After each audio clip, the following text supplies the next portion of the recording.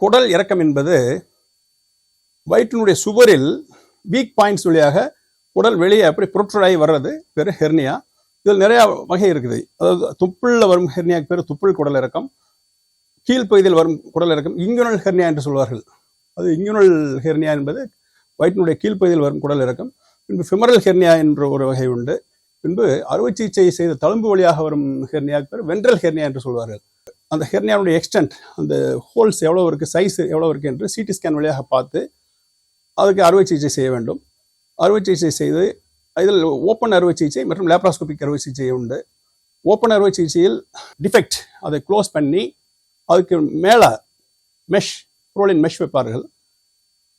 Laparoscopy அறுவை சிகிச்சையில் பார்த்தீங்கன்னா வயிற்றினுடைய உள் லேயரை பார்த்தீங்கன்னா அதை டிசெக்ட் பண்ணி உள் லேயரில் மெஷ் வைக்கிறதுனால பேஷண்ட் ஒரே நாளில் பேஷண்ட் வீட்டுக்கு போயிடலாம். வலியும் மிகவும் குறைவு.